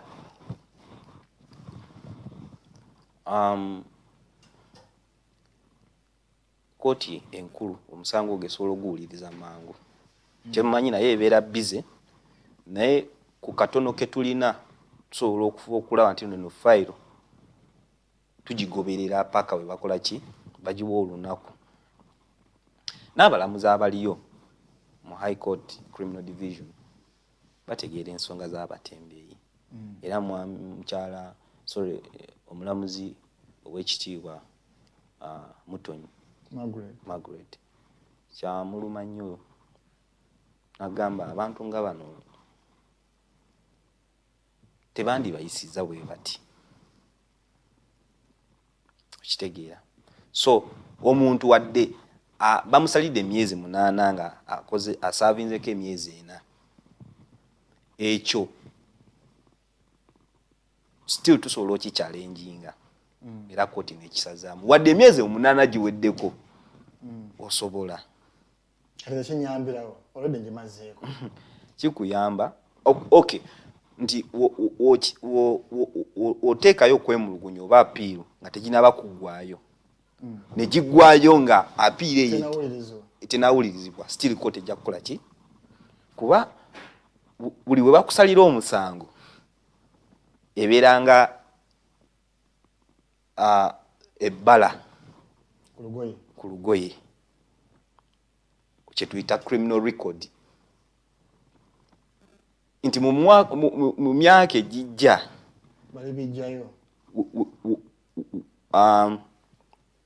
kooti weba ewuliriza omusango omulala gukwatako oba nga mbe state aguleese nga gugwa mu kiti ekyo, state ayinza okusinziira ku bbala eryo oba record eyo okugamba ono ali kye tuyita habitual offender oba muzi wa misango. Ku lwekyo mbadde kati ku luno omwe ekibonerezo ekisinga ekikakale ekisinga ku ekyo kati tulwana nnyo okulaba nti amabala ng'ago tegakola ki? Tegabeerawo.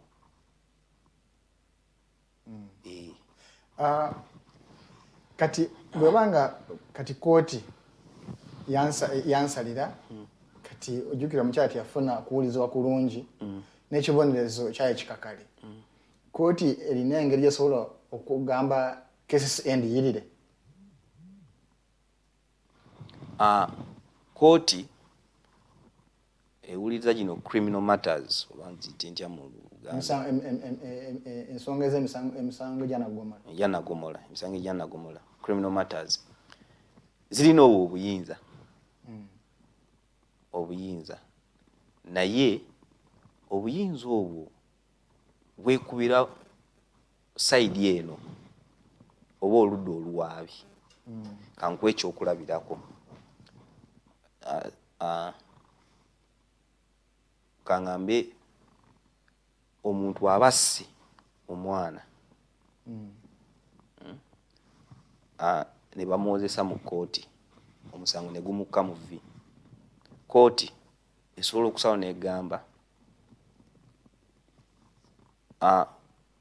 ku bibonerezo bye tukuwadde kangambe tukusalidde emyaka 30 tugenda kwongerako ekirala oba tugenda kusaba osasule fayini osasule famire eno ogiriirire ogiwe miliyoni kangambe 50 ku bulumi bwe bayitamu naye mu Uganda tebatera nnyo kikola tebatera nnyo okukola ki kukikola kyobalaba kati abantu nga ba Kansiime kye basobola okukola olwo kye tuyita malicious prosecution okuvunaana emisango egitaliiyo kati asobola okuddayo n'asaba kooti ey'engasi ng'agisaba eragire bano abamuteekako gino emisango bakole ki bamuliirire so kati mu mbeera eno namwe mulinamu enteekateeka eyo etwala Prosy mu kooti ewulira emisango gy'engasi okulaba nga Kansiime aliirirwa ebbanga lyamala mu nkomyo nga takola 2 okumuliira olw'okumuwaayiriza n'okumujweteka 3 okutyoboola erinnya lye n'ekitiibwa kye eri public nti ono muzi wa misango. Enteekateeka yo weeri naye okusinziira ku Prosy bye yayitamu twagala asooke atereere kuba yayisibwa nnyo mu bwongo mu ndowooza jjukira baamukwata ne bamusiba yali amazeeyoko ku myezi egiwera oba myezi ng'ebiri. Ekyokubiri yali saa zino mukazi watutana na capital kati okumuzza mu ebyo tulina osooka okulindako abeere ng'akola ki adda engulu ngo mu ndowooza kuba olwo lutalo lulala n'ekirala bino ebintu byetaagisa ssente tuyinza okuba nga tuyambako naye kati oba weetaaga amafuta okugenda mu kooti mwetaaga mpapula ku printinga masanyalaze bano abaana babayambako kati byonna byetaaga ki ssente nte katulina okuddayo okwogera n'abantu abaabaleeta tulabe ki kye tusobola okukola ki okuŋŋaanya tukole ki tubayambe. Wenyini awo twagala okumanya mwenga banamateeka mulowooza abatembeyi baddembe okola kyere nga bwe baagala ekibuga kibeeremu omutembeyi oyite n'omuyisinganya mwetomera oli ow'edduuka yasola layisensi ye asola omusolo gwe naye omutembeyi ava eri ajja mu mulyango gw'edduuka lye atandika okulawo emirimu gye olwokuba gye muli mugenda mulwanira eddembe. Ekibuuzo ekyo waluddewo n'okibuuza ekibuuzo ekyo ekimaze ne kijja. Kyolina okumanya nti nga bwe nakugambye nti abatembeyi mulimu ogulambikiddwa mu mateeka. Abatembeyi kati kankuwulire abatembeyi bakola ekyamaanyi mu kutambuza ebyamaguzi ebya bulijjo kye tuyita essentials mu kibuga kino. Tetuganye nti kituufu abatembeyi tebalina kukola nga bwe baagala naye balina okugoberera amateeka. Era abatembeyi kibadde bazze nga basaba KCCA temutugoba mu kibuga mufune zones mugambe okuba street eno neeno y'abatembeyi musobola n'okuzoninga nga musinzira ku ssaawa nemugamba kuba abatembeeyi bakola nnyo lwaggulo akawungeezi awo nemugamba okuba ssaawa 10 paka ssaawa emu ezo ssaawa zaki z'abatembeeyi. Nze nali njogera n'omuntu omu alina bizinesi oyo mu Kikuubo sigenda mwogera erinnya naye aŋŋamba okusooka we baagoba abatembeeyi yasanyuka nnyo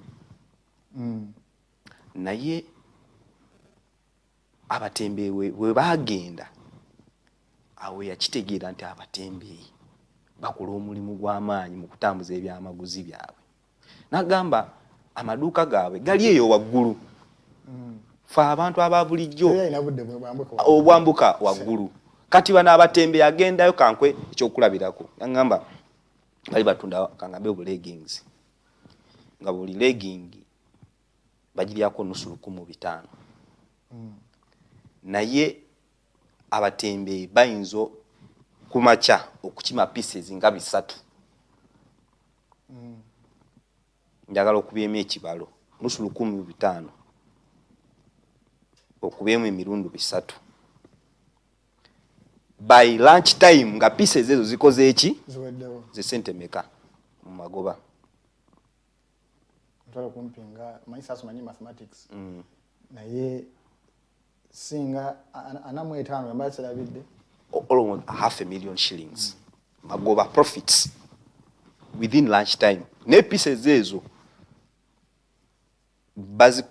bazitwala emirundi ekyo so 3 okubyemu emirundi meka emirundi 3 kumpi kakadde kamu n'ekitundu kati ezo sente zagenda era omuntu oyo yaŋŋamba bizinesi bagijjawo ne bagifulumya ki ebweru nabona musabanga batembeeyi ate bagifulumya ebweru kuba omutembeeyi yabatuukako yalinga go between okitegeera so business ezisinga mu kibuga abazaagwa omwo mu kibuga mulimu saako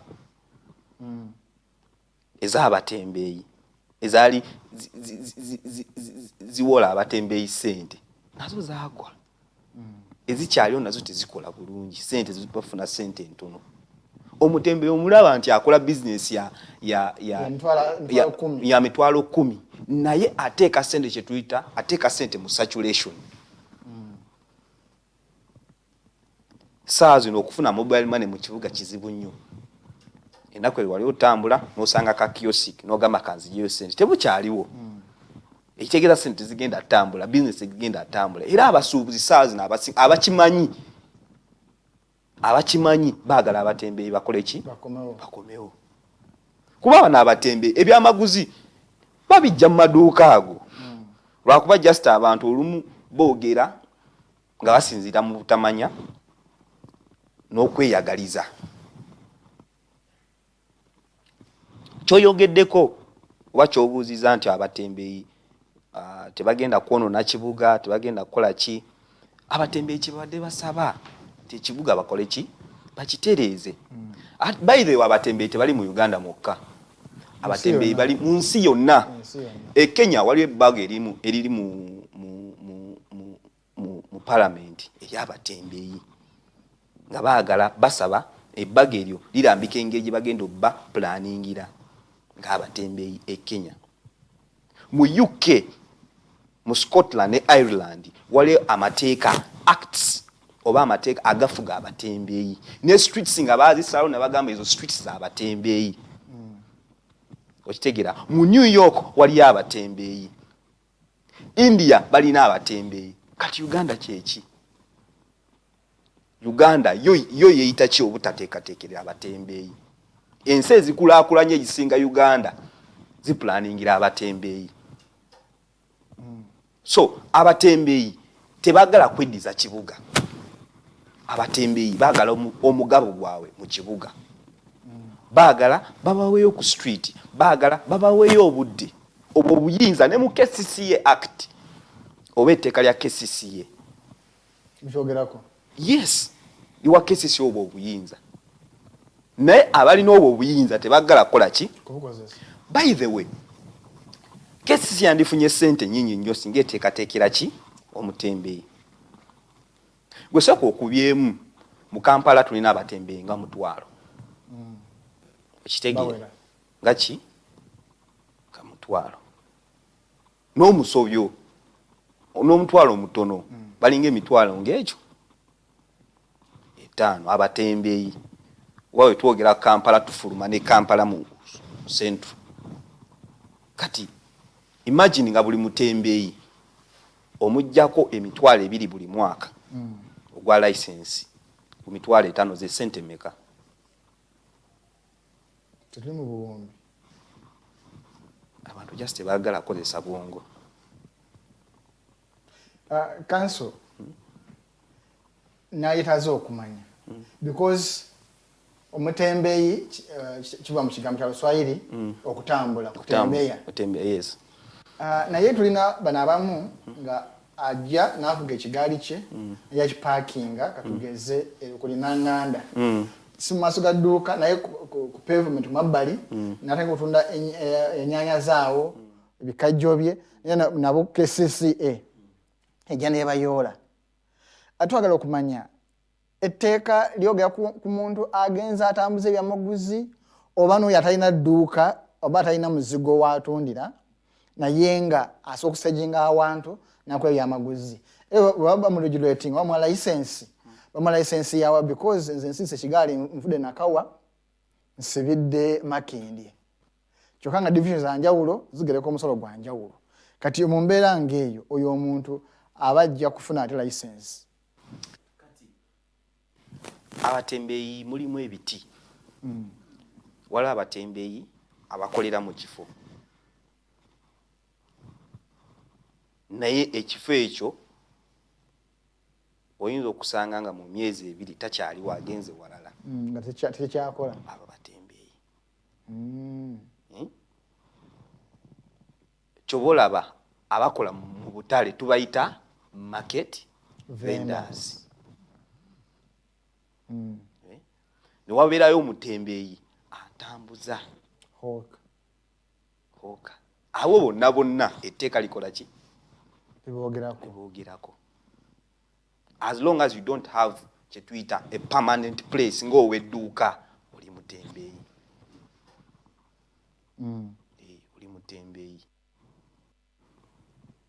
Your place of operation is not secure. Sawa yonna okola ki? Ovaawo. You have no permanent place of abode. Yes. Kati ffe tugamba abo bonna tulina obbateekateekera. Yesu omuntu avudde wano ogambye avudde Nakawa agenze Makindye. Amateeka musobola okulambika. Naawe ne mubawa pamiti ezibakkiriza okusala division endala n'agenda mu division endala. Kati mu nsi ensi ezitusingako nga Scotland, Ireland, ensi nga India, bakuwa license ne bagamba gwe license yo ya division ya central division ng'otambula ng'okoma mu ki? Osookamu genda osasula abeeyi. Kyetugamba nti Kampala capital city weba eri mu kuteekateekera abantu erina okutegeera bizinesi z'abantu. Omutembeyi by nature togenda mugamba nti genda mu katale ewusaafi otuule. No, omutembeyi eyo si nkola ye ne capital we tagenda mukkiriza okutuula wansi. Omutembeyi capital we wa mitwalo emeka 5. Omugamba agende mu katale asasule omudaala gwa mitwalo 10. Ebyo byonna muli ateekateekera ekibuga alina okitegeera that their job is unique. Ate tulina butale busobola okukipayinga batembeyi bonna tetubulina. Yes. So Kansiime nga tunatera okuwunzika njagala otubuulire mwenga bannamateeka ng'ogyeko kuba nti waliwo amateeka agalambika KCCA okulaba nga eteekerateekera abantu bano n'okubawa license. Ye omuntu wa bulijjo nga tanatuuka kussa ligwa mu mbi enjo yalina ze bweri alina kutambula atya okusobola okulaba nga yeenyumiriza mu kibuga Kampala? Munnayuganda oba omutembeyi nga okusaligamba nti KCCA kale mpa license nteekerateekera ayina tambula atya okulaba nga tagudde mu mbi z'aba KCCA okusobola okulaba nga naye agwa mu Prosy kyeyagwamu n'abatembeyi abalala kye bali mu kati. Amazima etteeka ligamba tusobola kutembeya nga tulina ki license.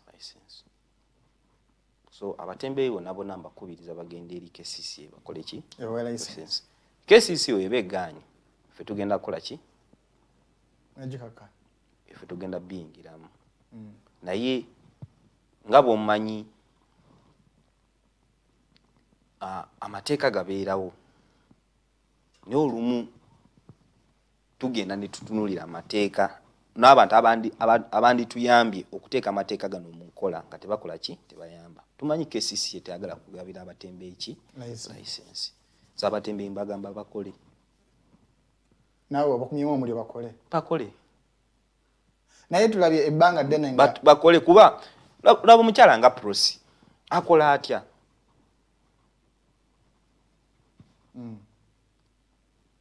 Akola atya. Ononye emirimu emirala kwa gavumenti betera okugamba ononye emirimu emirala. Capital mugyewa atandika edduuka mu kikuubo alina miliyoni 20. Omukyala atalaba nga kuna miliyoni mu bulamu bwe. Naye ebise bisinga wabaddewo amaloboozi nga bannabyabufuzi bagezaako okuba sayidi y'abatembeyi nga bategeera bagamba nti muyingiza mu byobufuzi. Bannabyabufuzi balina kukola ki okulaba nga bannakampala nga bakola mu mbeera etaliimu kukubagana migozoobano wakati bannabyabufuzi n'abakugu oba bateekateekera ekibuga Kampala. Kuba Lord Mayor ne ttiimu ye bwevaayo negamba nti abatembeyi tubateekereteekere nti ate ofisi ya Iding egamba nti nedda minisita byabufuzi RCC ng'agamba tujja kukkiriza bano byabufuzi kulemesa kulakulana kibuga. Abantu bano gwe nga munamateeka oyinza okuba nga ekisi tukuwa mulimu naye nga munakampala munamateeka balina kukola batya okulaba nga bannabyabufuzi tebakuubagana n'abakugu bateekateekera Kampala olw'obulungi bwa bannakampala. Nze kye mbasaba aba politicians okusooka bakolere wamu ne gavumenti okulaba nti n'abatembeyi babateekateekerera. Bayido okusooka njagala kwebaza mukyala eyaliko minisita w'e Kampala Betty Kamya akola kyamaanyi nnyo okulaba nti no abatembeyi babateekateekerera. Era kumu ku zimpapula ze twali tuyitamu nga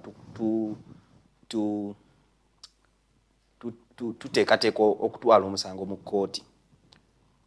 Betty Kamya yali amaze okukwata abatembeyi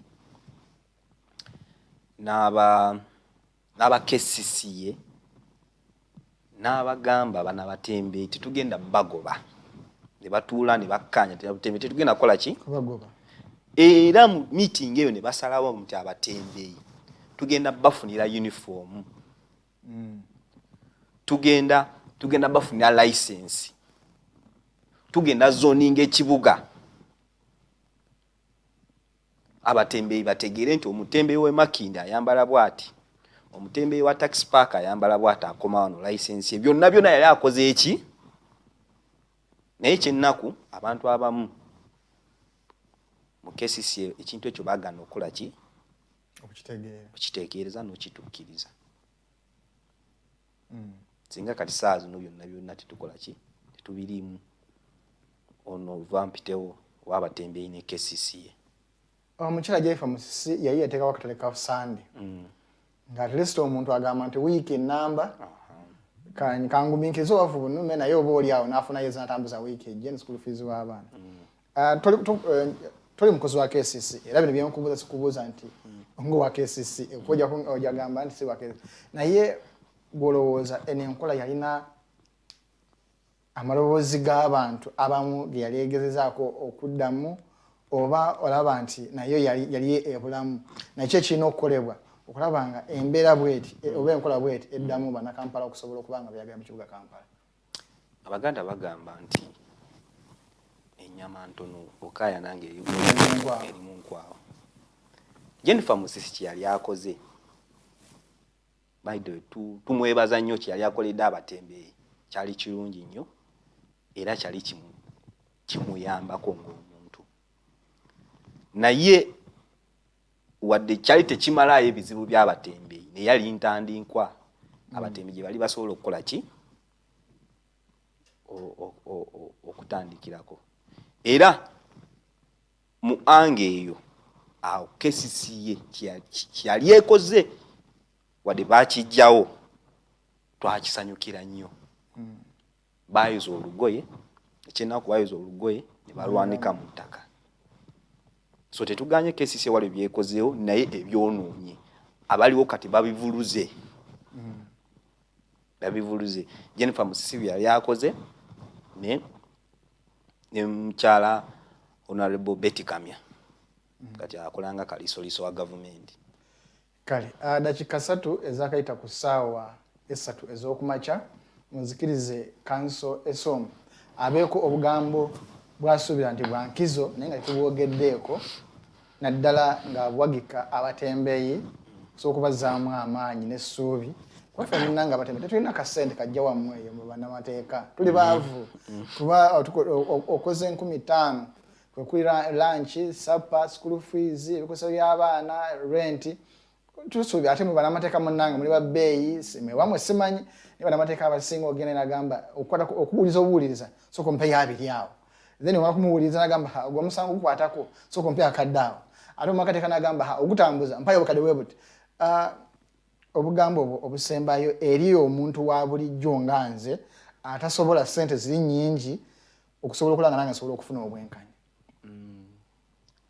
Okusooka njagala kwebaza abatembeeyi wonna gye bali era gye batulabira kyemukola oba kyemuzza ku ggwanga lino ku ekonomi eyo kyamaanyi nnyo era nkimanyi ebimu ebireetedde ekonomi eno okugwa kugoba abatembeeyi.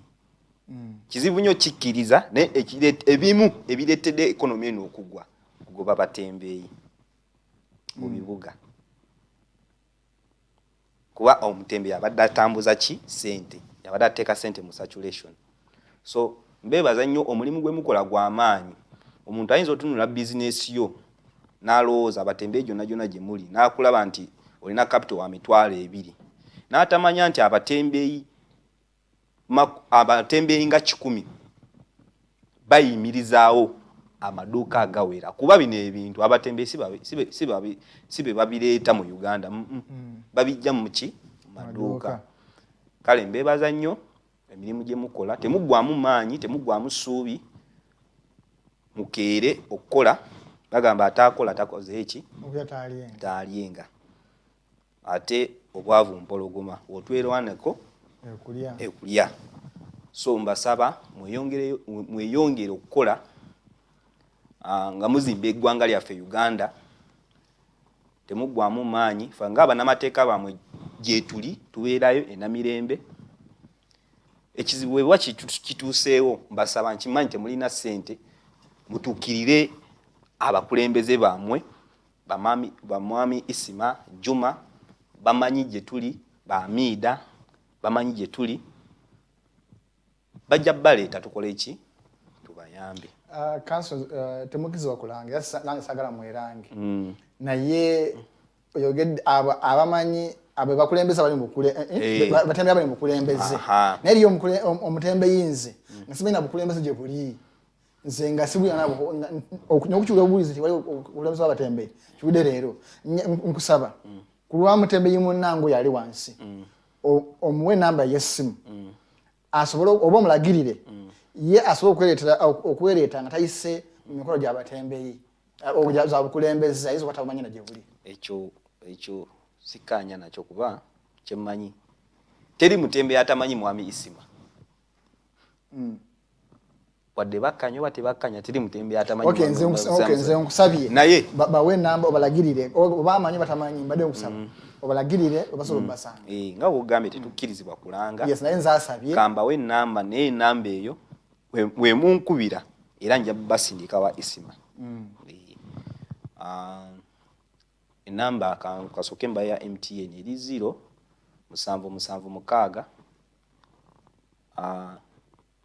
70 71 9 5 eya Airtel eri 0 704 33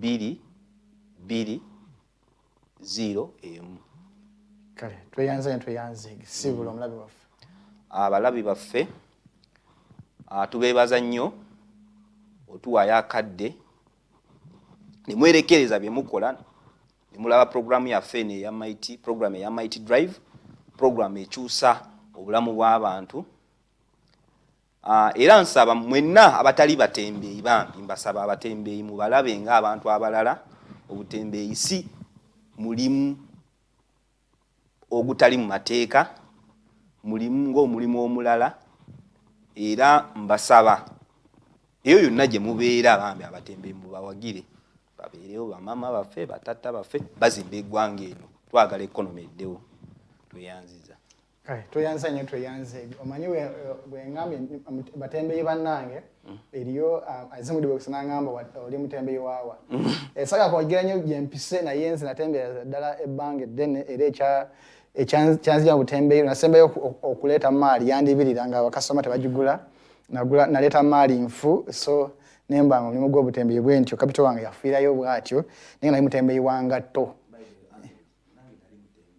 so bwengamba naye mutembeeyi wa ngatto ez'abakyala n'abaana so kyenjugako nkyemanyi bulungi nali ngulawo mu kajja nga mu lujja nga tebanalugjawo nali nzijja ey'amaguzi byange naye namwe batembeeyi bannange tube n'empisa abalinamu omukono gw'obubbi nga mubba abakasitoma bambi mwabasinze okutuleeta okutugwa mu kibuga n'emirimu emirala ng'egya booda nammwe mwekolamu omulimu mwejjemu abakozi b'ebikolobero isima webale kubanga kwoli omukulembeze w'abatembeeyi omukulu Manje Robert Kanso Odulu Anthony nkulaba kwoli webale nnyo mwebale ddala naawe wenna abaddeko tukwebaza nnyo tukwebaza ddala nze mukose Arnold Anthony nga mbadde ntuliddemu baana bawala Mumbejja Luwedde Lilian ali ku mirimu emitongole kwoteeka n'omumbejja Bikobere Farida nga alinamu obukosefu naye nga saawa yonna bakomawo okulaba nga batuweereza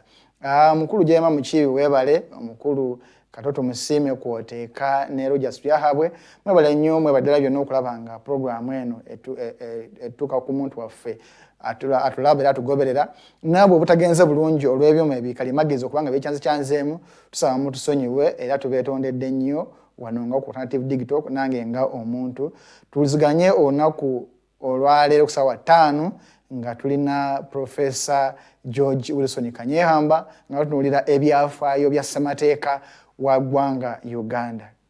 Olunaku olungi mweraba.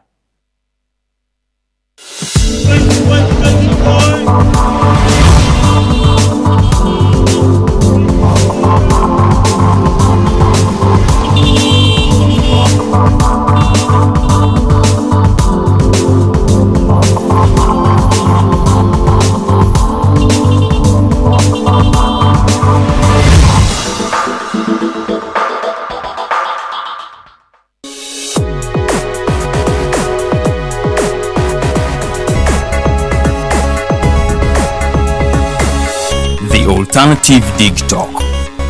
Real issues, real talk.